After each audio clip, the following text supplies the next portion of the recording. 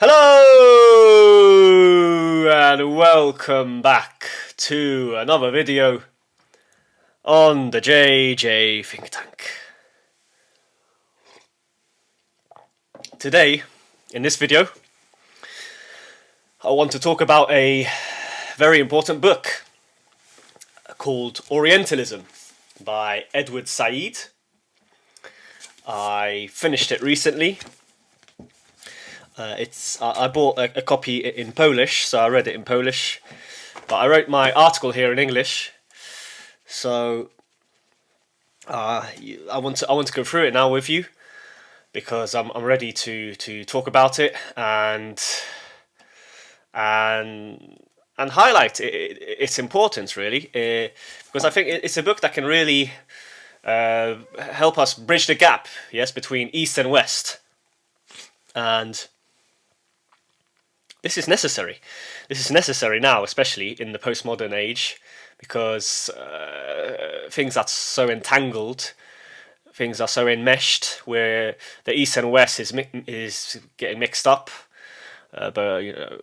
both culturally, economically, and we can see that there is a lot of confusion, yes, because there is more and more immigration taking place in Europe and America from Eastern countries, yes, from countries from the East, and obviously there's a backlash.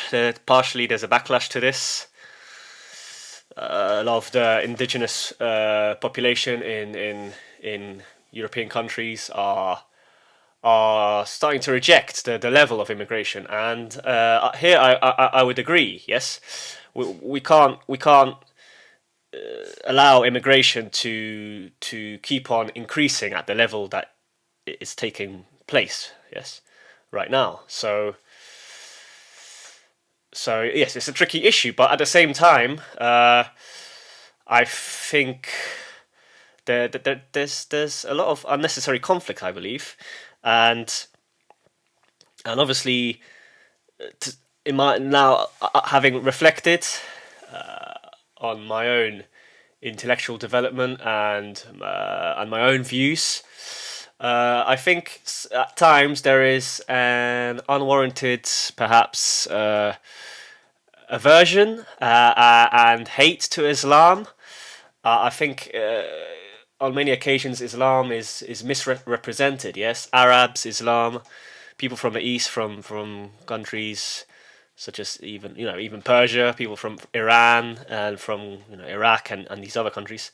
I think their culture is misrepresented and automatically associated, yes, with radical Islam.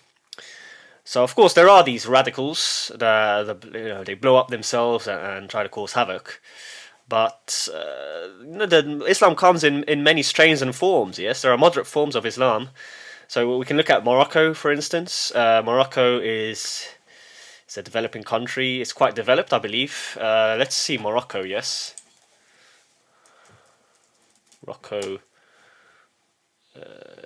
GDP. Let's see. Morocco GDP. Okay, these are just statistics. Let's see. Level of development, perhaps. Yes, level of development. It's classified as a low middle income developing country with a rapidly modernizing economy. While it has successfully positioned itself as a major industrial and logistics hub in Africa, it continues to face structural challenges regarding poverty and human development. So it is developing, isn't it? Well, if judging by this description here, obviously AI perhaps might be incorrect, but there are some countries obviously associated with Islam that are developing, yes, and or even at the level, quote unquote, of being developed, yes, and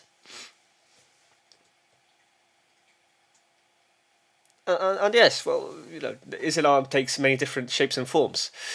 So this video might be a bit longer, so many viewers will probably stop watching. But I think this is an important topic, and I want to thoroughly go through this issue and what I picked up from the book, because there are a lot of gems here in this book, a lot of gems, and this is quite a famous book. It was a controversial book. It received a lot of hate and criticism from both sides. Yes, from Muslims, from Arabs, but also from Western thinkers and commentators. So it's yes, I think, and having read it now, I understand why. Yes, so Edward Said, he bases his whole thesis on the thought really of Giambattista Vico. This is what I noticed, because he references Giambattista Vico quite often, and yes, I discovered Giambattista Vico actually through E. Michael Jones. Yes, so he first talked about Giambattista Vico, and Vico was a kind of philosopher, a theorist of history, and he talked about history. He speculated on the nature of history, the process of history, and he noticed that history is a spiral. Yes, but it's a spiral that can lead to progress. What's the famous saying? History changes, but it rhymes. Yes. Let's check up on this saying, actually. So I might be misquoting.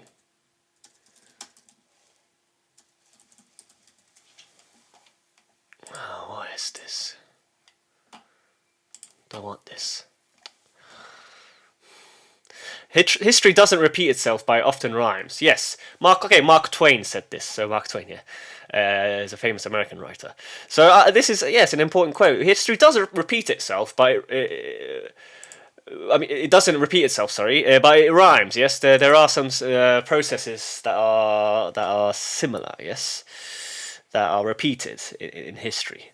So history is cyclical. It's kind of like a spiral. Yes, and therefore we shouldn't just fall back onto pessimism, nihilism, and say, "Oh, it's the same thing's gonna occur.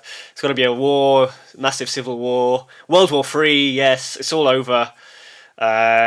History is repeating itself." No, history doesn't repeat itself. There are rhymes. Yes, it rhymes, but it doesn't repeat itself exactly. There will be change. Yes, and I'm coming more and more to the conclusion that I think there can be a Christian-Islamic reconciliation. I think it's possible, but obviously it requires thought and the discussion. Yes, it requires dialogue. It requires a process of dialectics, and ultimately seeing the human in the other, not just labeling, negating, judging all the time. Because this leads nowhere. Yes, this will eventually just lead to civil war. And if you live in the UK, I don't think you want this, right? Because ultimately everyone loses out. So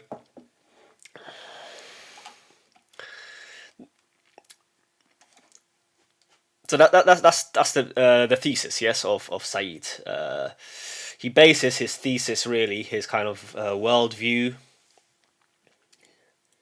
his interpretation of Orientalism on what Vico had to say. Yes, and this is what Vico said: the straight line cannot proceed through the tortuous twists of life. And here, this reminds me of this quote reminds me of another book I read some time ago. It's called The Geography of Thought by Richard Nisbet, and he boils down. It's an interesting thesis. He has a theory that I'm just trying to find the book now. 1 second. So this is the book, Richard Nisbet, and he talks about how the East.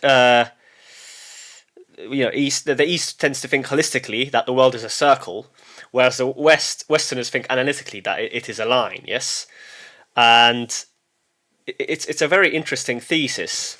He expands on this and wrote a whole book about this idea. Yes, the geography of thought, and I recommend this book to everyone as well.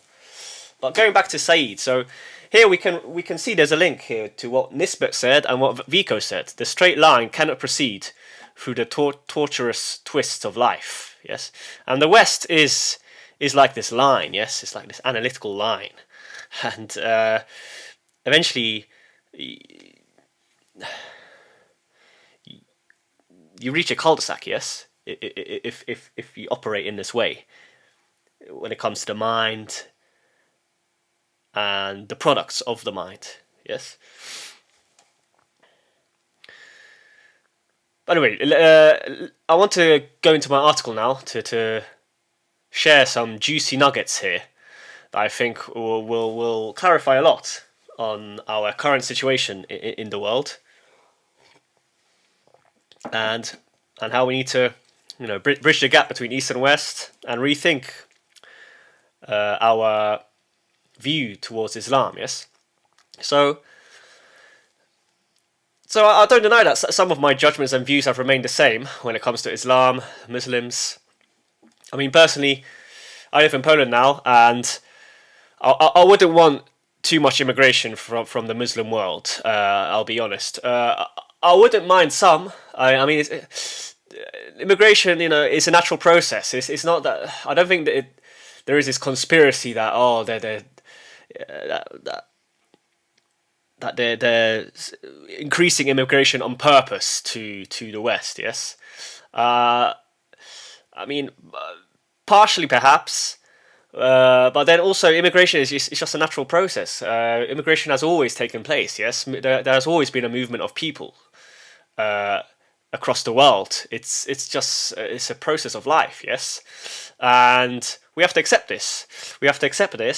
And so therefore, I wouldn't mind some Muslims in Poland. Not too many, because obviously demographics is destiny, and you don't want too many people from a completely different culture, being in your country, because eventually they want to take over and change the country. Yes, change the essence of the country. Poland has a history of hosting Muslims. So in the east there are actually some mosques. There are a few wooden mosques in the east of Poland. The Tatar Muslims were an ethnic group that served the Polish state and were loyal to the Polish state. So it isn't the case that Poland has a completely negative stance towards Islam and the Muslims. Yes, Polish history is not just an attitude of aversion to Islam and the Muslims. Yes, of course, Poland is famous for having liberated Vienna from the Turks, from the Ottoman Empire. And this was an important moment in history. But I still think that Poland should start to rethink its attitude to Islam and the Muslims. Yes. So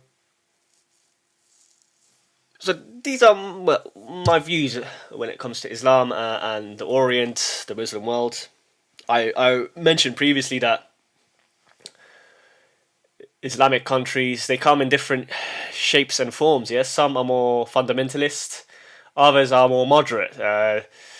They can adapt to the Western model, to the Western civilization. Yes, and here I think of Morocco, Lebanon, perhaps Lebanon, Tunisia. I think also is quite moderate. It's an Islamic country, I think, officially, but it's much more moderate.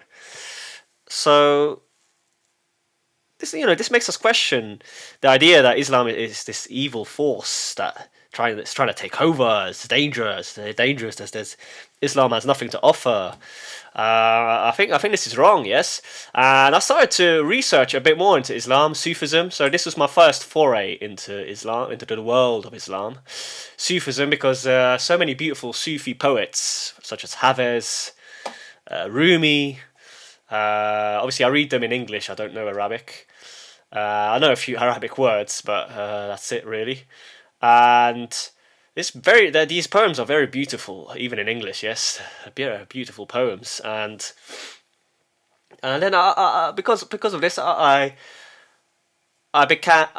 became a bit more interested in the world of Islam, Arabs, the Arabic language. I like to look at the Arabic language, the scripts, yes, their alphabet. And so I read the Arab Peoples by Albert Hourani. I read Chodakiewicz's book, The Worlds of Islam. So he is a Polish scholar who analyzes Islam.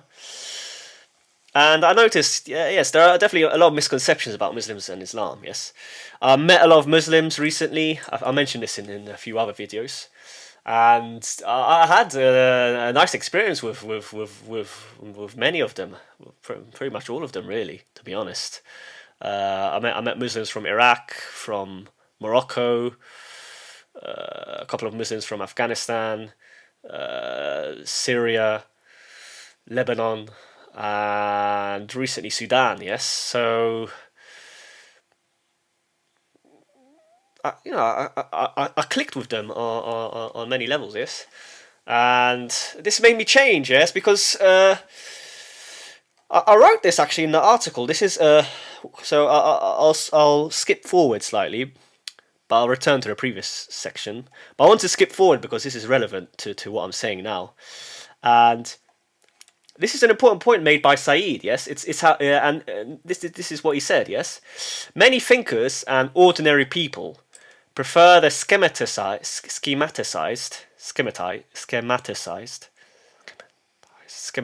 Maybe I wrote this incorrectly. Schematized. Oh, it's correct. Schematized. Sorry, schematized authoritative dogma of a text to order their worldview, as opposed to the disorienting effect that is the result of coming into direct contact with people. Exactly. When you come into direct contact with people from a different background, you start to talk to them. Your whole worldview starts to change. And this is a disorienting effect. All your previous judgments, they vanish. And you notice that you were ignorant, yes? Your intuition tells you that you were wrong. Yes, your intuition and kind of your feelings, your intuition. You start to pick up on new kind of thoughts, perhaps ideas. You start to perceive things differently. And then Said linked this thought to the book Don Quixote. So this is a classic, absolute classic, Don Quixote, amazing book. One of my favourite pieces of literature. And this book is so popular, Don Quixote, because it reveals how wrong it is to rely on books to understand the unpredictable and changing chaos of the world. So in Don Quixote we have this knight, Don Quixote, he is this knight, yes, who was stuck in his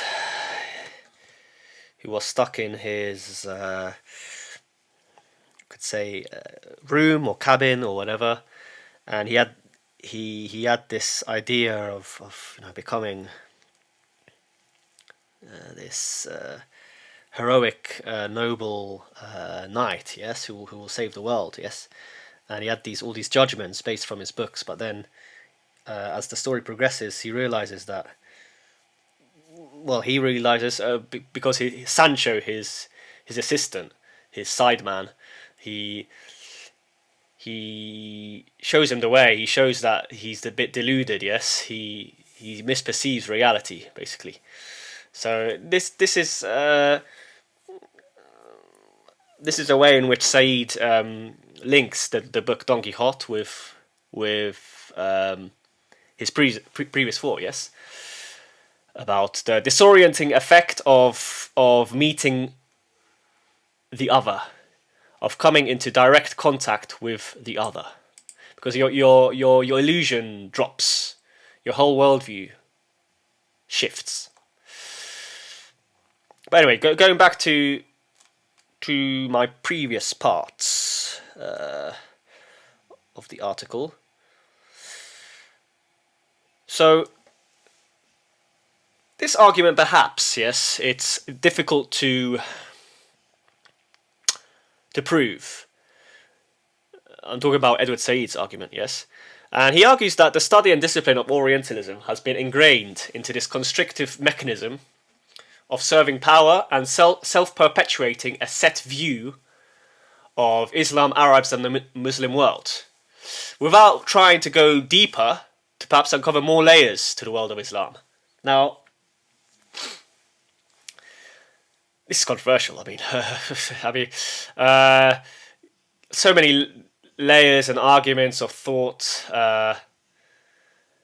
so many thoughts and ideas linked to this statement can arise. Yes,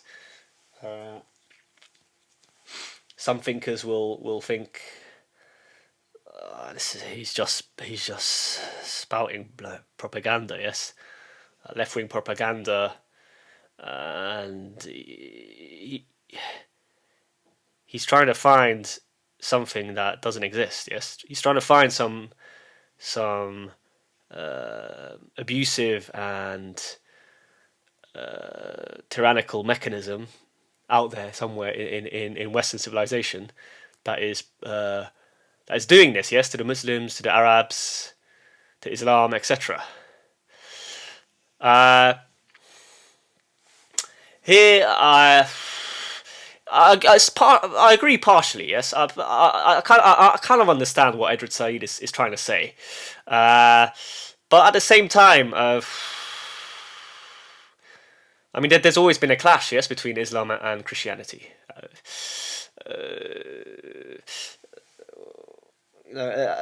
I don't deny, yes, that Islam and the Arabs, they're capable of creating a well-functioning civilization. Yes, they are definitely.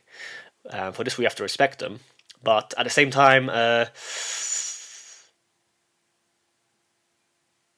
some of our stereotypes and preconceived notions about Islam, about Muslims and Arabs are correct. Yes, they are ultimately against Christ. Yes, it seems so, right? It seems that they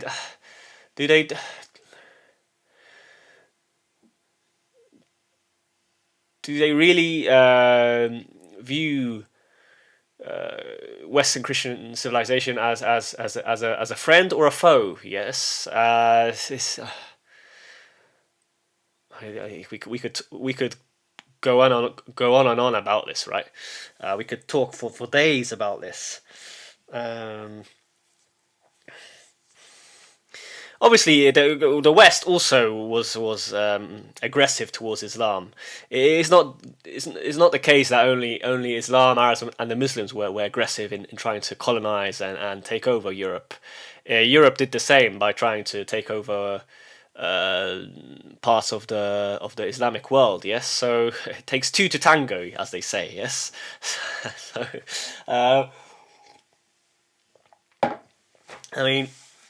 It's a difficult issue, right? I'm trying to uncover maybe another layer of truth and meaning. But it's difficult, yes. Certainly, Islam played a role in preserving the knowledge of the Greeks and previous civilizations. So this is true, and they passed this on subsequently to other civilizations and cultures. So obviously, I don't know the history really well. Obviously, I read some history, so I pick up on certain important ideas and thoughts. But at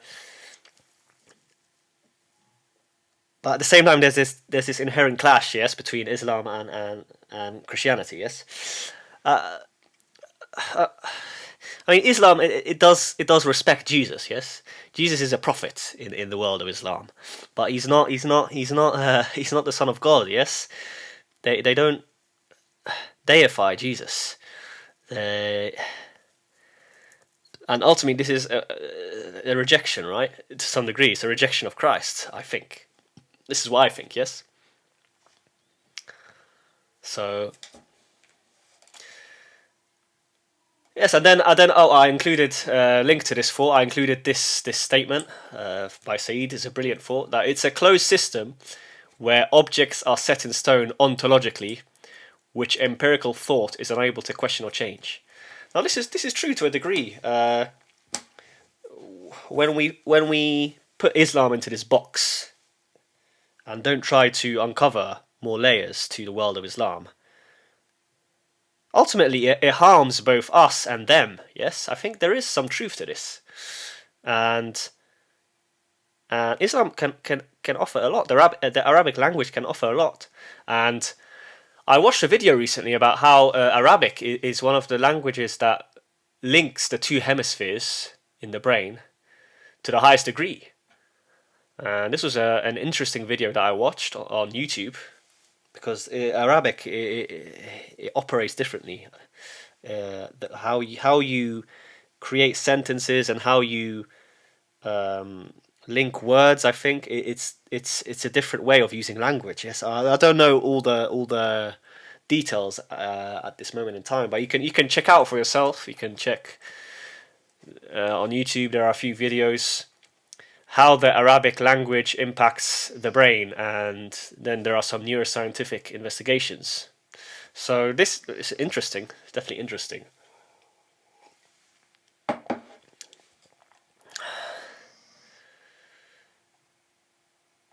But anyway, yes.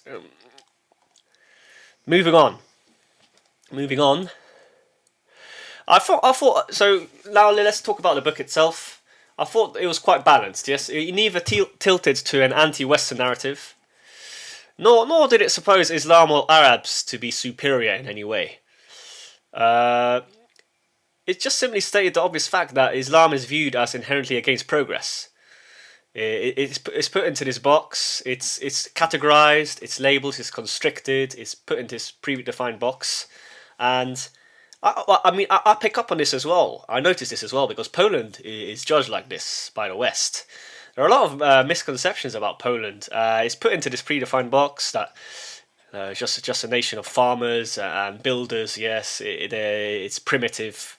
You can notice this. You can notice this when you interact with people with Westerners on Twitter. Yes, sometimes not all of them, but sometimes yes.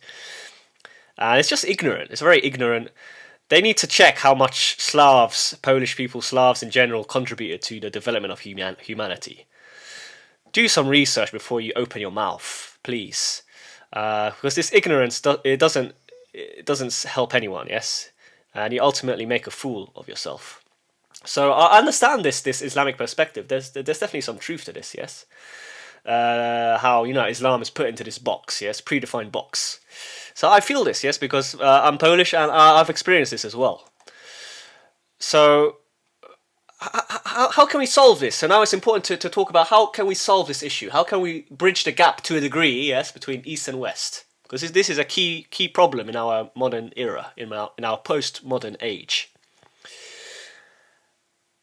And Said argues that humanism is the only possible way left to bridge the gap, yes, between these two worlds. And again, here we return to Vico. So basically, Said, his groundwork, yes, the foundation is Vico, and Vico's dictum is that it is people who create their own history and those of others. And this is interesting, yes. People, and this is when we think about history, when we analyze history. It's true because every historian has a different view on history. Yes, there's so many interpretations of history. I can think of. I'll refer to Poland and Polish history because perhaps I read more about Poland and Polish history. There are so many different variations and interpretations of Polish history. Wow, there's so many. Andrzej Nowak has one view. Grzegorz Braun has another view. Who else do we have?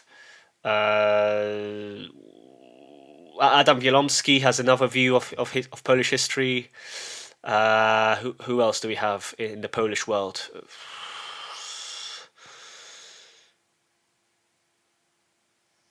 Who's quite famous? I mean, there's more. Yes, they just the names aren't coming to my mind at this moment in time. But it's true. Yes, every historian has a different interpretation of history on on the process of history, on what happened in history, whether that, for example, whether that specific historical era was positive or negative. So, for instance, in general, the Middle Ages are viewed as being a bad era in history. But then there are some historians who believe that we took the wrong path. Yes, after the Middle Ages, we actually went in the wrong direction. So this is where philosophy is useful, because philosophy helps you to think on a meta level, and start to think more critically. Yes, about all these issues. And I guess I view Edward Said as a philosopher to a degree. He was a philosopher. He fought. He fought on the meta level. So yes, Vico's dictum is this: it is people who create their own history and those of others. So since the Orient, yes, couldn't represent itself, it was represented by others, and you can make this argument because the Orient was colonized. Yes, Western structures, power structures were put in place there, and the West interpreted the Orient in their own way. Yes, how they viewed the Orient in a specific way, and then just spread this.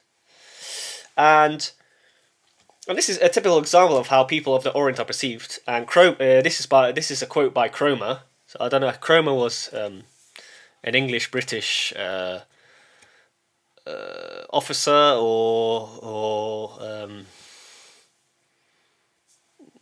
or high governmental figure, I believe, and he said that the Orient, all of these people from Orient, they're lethargic, they're suspicious, and they're different. Yes, inferior to the straight, simple, direct, and noble race of the Anglo-Saxons. I mean, this is a massive generalization. Yes. I mean, I've come across a lot of Anglo-Saxons or English people. I don't know. It depends what definition we use here. But a lot of English people are lethargic, suspicious to me. The English, you don't know, sometimes with many English people, you don't know where you stand with them. You don't know whether they like you or not. They never say what they mean. I'm sure a lot of people have noticed this, yes? A lot of English people, they never say what they mean. They beat around the bush. They're not honest. So I don't know if this is true. I'm not sure. I mean, there is this stereotype, yes. Not a stereotype even, but a lot of people they say this, yes. That the English they never say what they mean, yes. And I prefer honesty. Just be honest, be straight, direct. This is I guess this is the Slavic way, the Polish way. Just be honest, direct. Just say what you mean. Share your thoughts and adopt this approach because it's better. Yes, it's better. It's simply better. It results in less conflict, possibly even.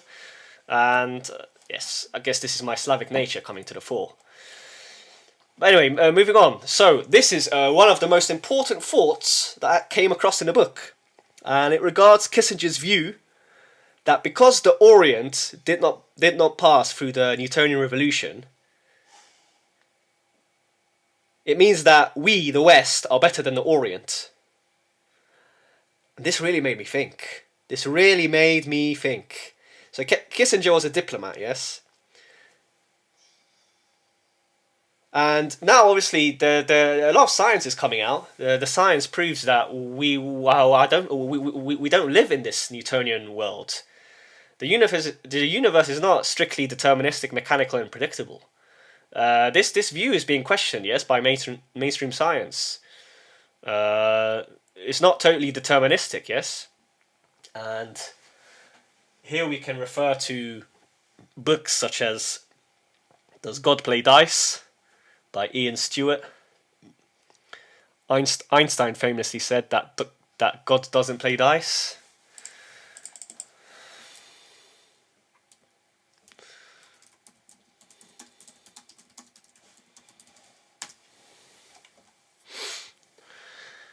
When Einstein said God does not play dies, he was expressing his deep skepticism about the randomness at the heart of quantum mechanics. He believed the universe is fundamentally orderly, predictable, and governed by strict physical laws, rather than relying on pure probability.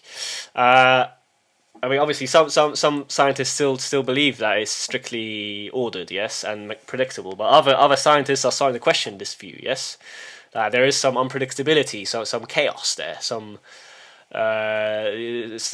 slightly indeterministic, yes. So this made me think. This is a really important quote, I think, and thought from the book. And the fact that Kissinger then said this, yes, to judge a whole landmass, yes, and say that they are inferior just because they didn't pass through the Newtonian revolution. I mean, it's a bit arrogant, yes. I understand, yes, this Newtonian revolution, it ended up with this very advanced, strictly ordered, calculated, precise, predictable Western civilization, which helps. Yes, we want more order. We want more order. Obviously, this is a good process. We want more order in our life, but when we have excessive order, is that a good thing? I don't think so. Anyway, moving on. So now let's talk about Muhammad. So obviously he is the like Jesus. He is the crux of the issue, the controversial. He's a controversial figure. Yes. I don't deny that he made a massive impact in history, yes. I don't deny this. And out of the desert landscape of Arabia, out of the sands of Arabia, he created an empire. You have to respect that. That's crazy. And he was a great man of history, yes. A great man of history. Obviously, we have these theories in history. This theory called the great man of history theory, where history ultimately changes and is shaped by great men. And yeah, you can make that argument, definitely. Obviously, we had Napoleon, we had Adolf Hitler, we had Muhammad, we had Stalin. All these, yes, obviously controversial figures, yes. So, but anyway, moving on. So in general, here I agree with the Western viewpoint. At this moment in time, I don't think this will ever change in my life. I don't think it will ever change. I mean, Muhammad, for me, he was like Napoleon, yes? He was a brilliant figure, a brilliant man. He built an empire. He was charismatic. And he united all the tribes in Arabia. He created this empire. He left a legacy. But, well, when it comes to holiness, yes, I don't really put him even in the same box as Jesus. He's a completely different person. He falls into a completely different category. I associate Muhammad with Napoleon, with people like Napoleon, with people like Stalin, with people like Hitler. I don't even associate him with Jesus. I mean, Jesus was holy. Jesus, through his actions, show that he was holy, that he was special. He was the Son of God. He gave up his life for humanity. Through Jesus' death, humanity is redeemed. But I just don't feel this with Muhammad. I'm sorry. I'm sorry if I offend Muslims, but I have to be honest. This is the Slavic way, and for me, he was just a Christian Aryan heretic. Unfortunately, he was a great man. In the secular world, in the world of the earth, yes, in worldly terms, yes, he was a great man. But in when we think about heaven and whether a person was heavenly, holy, he wasn't. He wasn't. And here the West is correct. The West is correct when it comes to Muhammad, I think.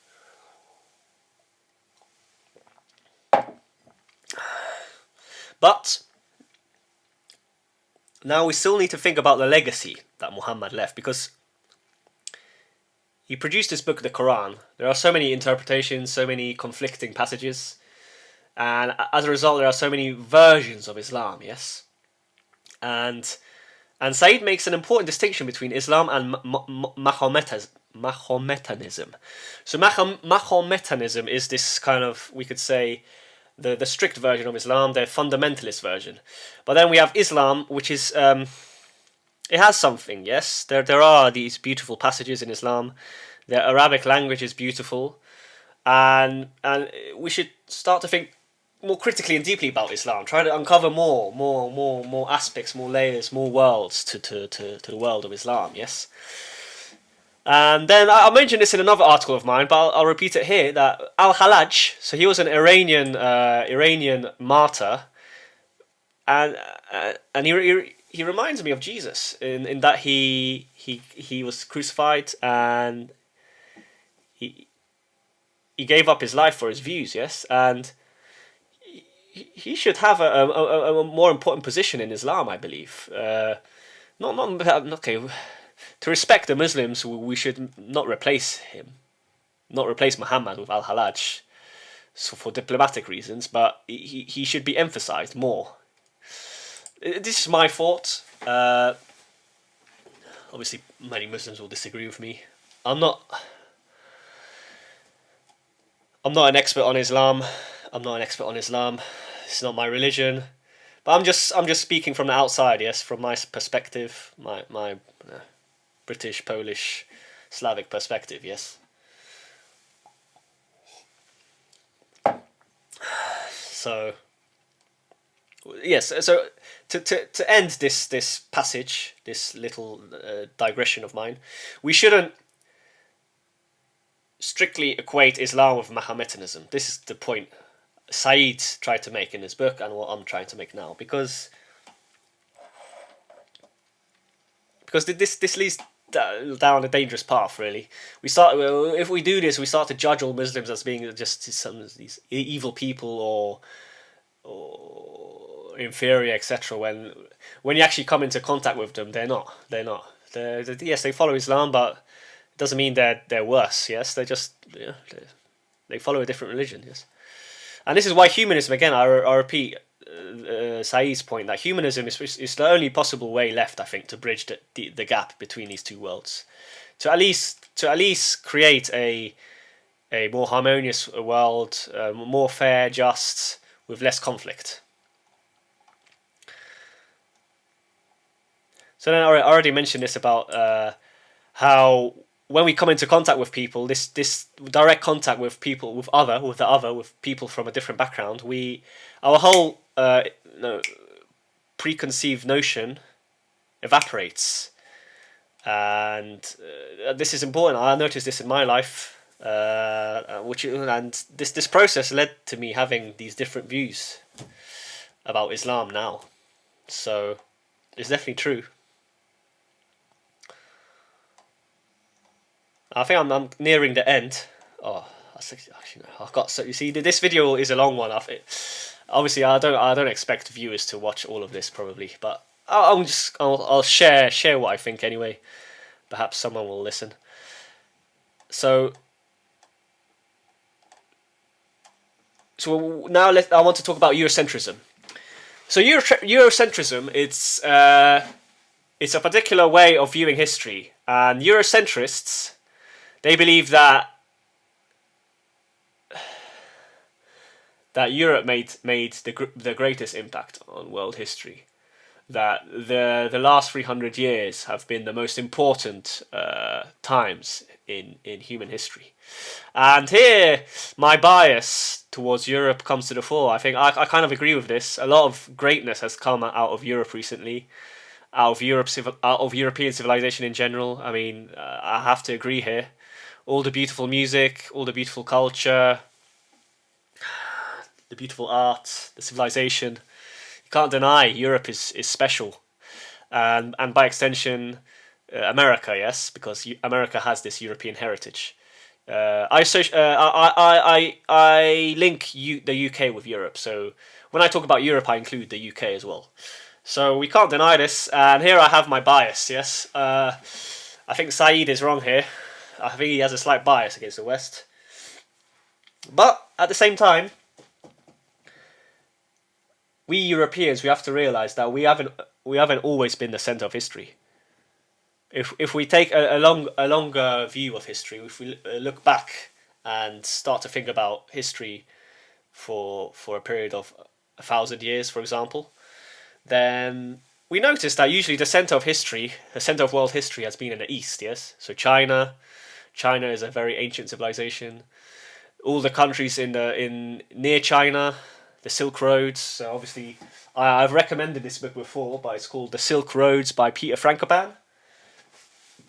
I apologize. And it's a great book that will make you look at history in a new way. But when I was thinking about this again, about Eurocentrism and what Said said, a thought popped up into my mind about Hegel. So Hegel talks about the master-slave dialectic and how eventually the slave becomes the master. So Europe and America, they have been the master for a while, yes, but now perhaps the East will become the master, and Europe and America will play a more subservient role. I think this will probably take place, yes, that in the following century we will see such a process taking place. I'm quite confident about this.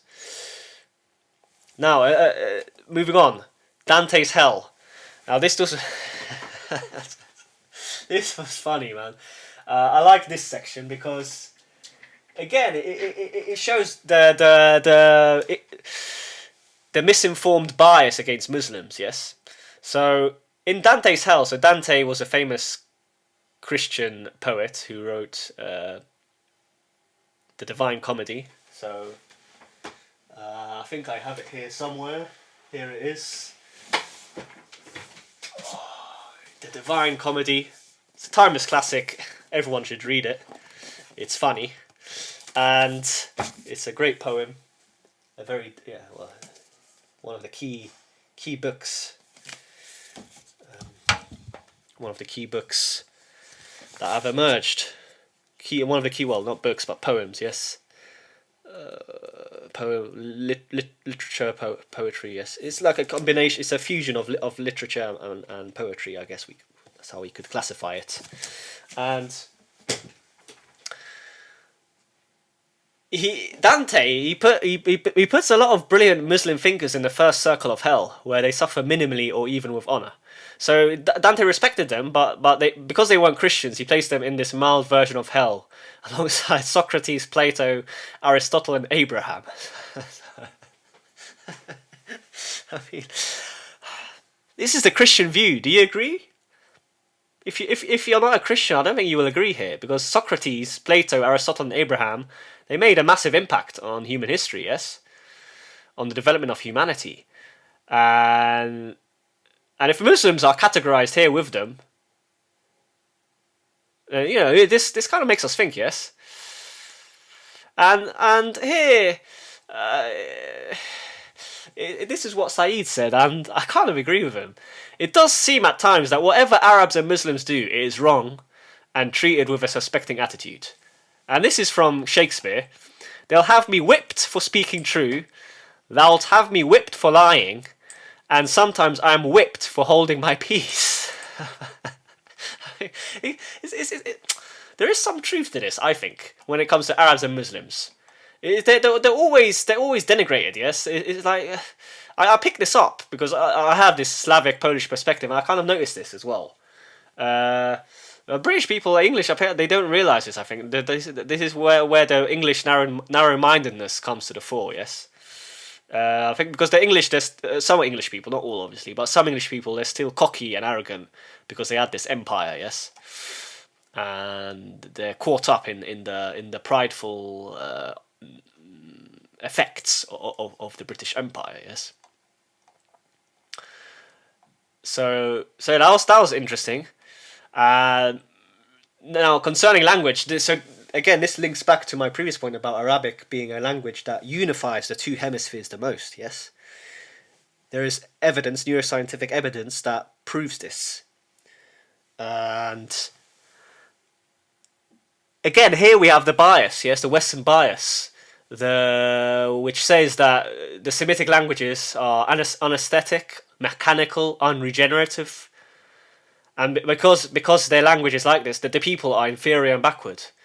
I definitely disagree here. This is nonsense. I mean, Arabic is a beautiful language. I think Arabic is a very beautiful language. I think uh, there are other Semitic languages. I mean, is Persian Semitic? Perhaps I don't know. Persian Semitic. Is it a Semitic language? No, Indo-European. Okay, I thought so. I wasn't sure. Uh, Semitic. Let's see which languages are Semitic.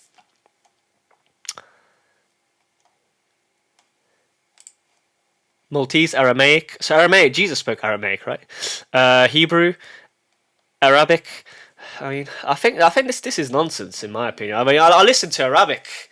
I listen to Arabic on YouTube. So when I like to listen to Arabic people speaking Arabic, and it's a beautiful language. It's definitely aesthetic. I like to look at the Arabic script. Mechanical. I don't think it is mechanical. I mean, German is mechanical, maybe, but not Arabic, surely. This is completely wrong. So Schlegel, this is a German guy. I don't know, linguist, I think. He held this view. I'm sure many other linguists from the West hold this view. And here, I don't know what Said said. I'm guessing he disagreed, and here, I agree with him. Arabic is definitely aesthetically pleasing, both to the eye and to the ear. And I guess a way out of this impasse is to start to pedestalize philology as a branch of study. And this is what Said mentions in his book, that we should start to take linguistics more seriously, because via linguistics, via philology, we can uncover more about a given language. Yes, some more more layers of meaning, something deeper. Yes, and this is what Nietzsche also noticed, and perhaps this was why Nietzsche was such a great philosopher, because he was a philologist by training, I believe. So according to Nietzsche, philology is a way of kind of escaping the past and seeing things anew. And I guess recent evidence by in the world of neuroscience proves this. Yes, that the languages we use, it shapes our worldview and our brain connections to a high degree. And this is what Guy Deutscher talks about in his book about language. Yes.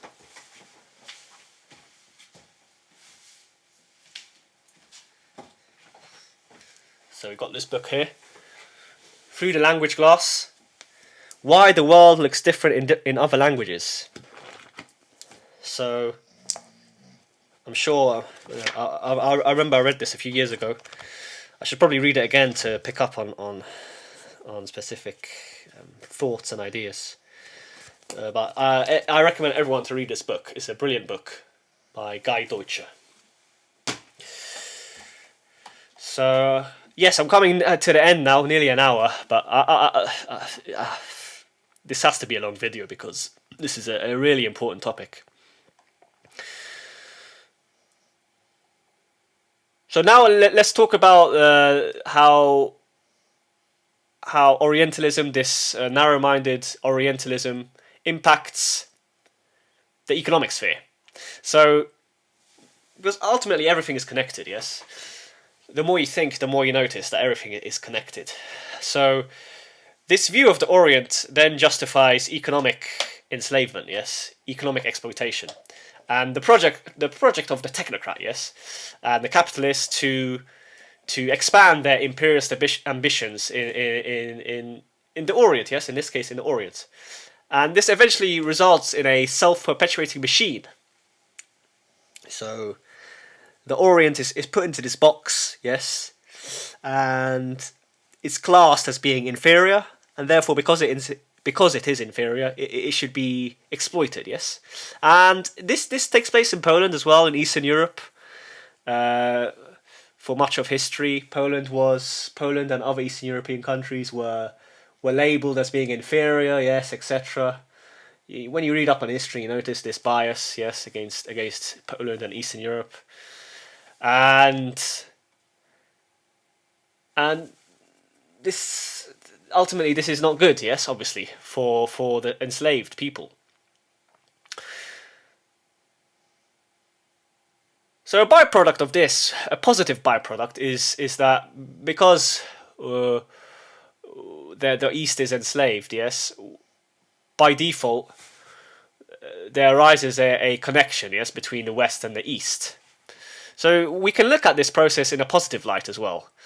But it's important for the East to be allowed to develop on her own terms, yes. We people in the East, we don't want to be forever at the mercy of Western capital, yes, and all these capitalists and industrialists who just exploit really our land, our people, and we see this extreme form now. Yes, neoliberal capitalism is this extreme form, and here everyone should be united because this neoliberal form of capitalism is now causing much inequality in the West itself. So, I mean, we're all in this basket together, really, and I'm saying this not because I have a bias against the West or anything. I mean, during the video, I've proved that sometimes I agree with the Western perspective and sometimes I don't. Yes, I'm just stating the fact that we are all in this basket.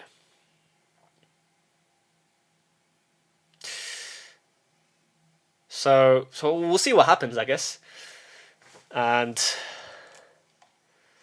yes, I think I've nearly finished.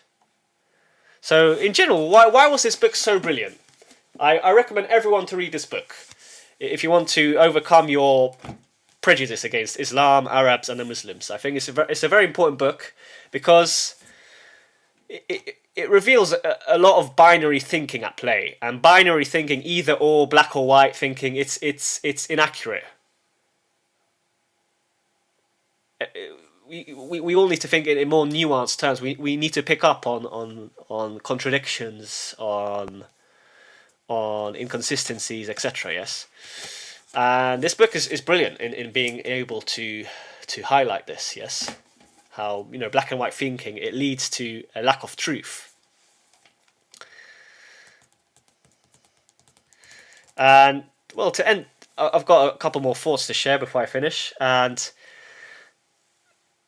the first being the thought of Massignon. So Massignon, I discovered him through Edward Said when I read this book, and he believed that a Christian Islamic reconciliation can take place. So he is a French Catholic scholar of Islam and a pioneer of Catholic Muslim mutual understanding. And I believe this is possible. I believe there can be a Catholic or Christian Catholic Muslim reconciliation. I believe this is possible. Just takes a little work, obviously. It takes a lot of work, action, discussion, dialectics, dialogue, and it's possible, yes. But yes, as I said, I haven't read any of his works. And now this is my last thought. So for my English viewers out there, for my British viewers, this is what T.E. Lawrence had to say. And he was obviously famous for writing the book The 7 Pillars of Wisdom, and then I believe a whole film was made based on his adventures. T.E. Lawrence wrote a number of beautiful passages about Arabia. I highly recommend everyone to read what T.E. Lawrence had to say about Arabia, yes? And this is what he said: "I know I am a stranger to them, and always will be, but I don't believe they are worse than us, just as I can't change to be like them." And I think that's a good way to end the video. If you like the video, don't forget to like and subscribe. It will really help me grow the channel and spread more vital information, I think, that will help a lot of people out there and make an impact, yes, on our culture. If you made it this far, if you're still listening, I really appreciate you spending your time here on the JJ Think Tank. I really appreciate it. It gives me the motivation to keep on creating these videos. Yes. If you like the video even more, consider donating at Buy Me a Coffee. That'll help me grow the channel as well. But yes, if you listen to the whole video, I really appreciate it. Thanks a lot. Comment, like, and subscribe. Comment what you think, where you agreed, where you disagreed, because I think it's important to generate this discussion, this dialogue, and it will help to clarify, I think, a lot of issues, and ultimately help us see the human in the other. So yes, that's the end of the video, and take care.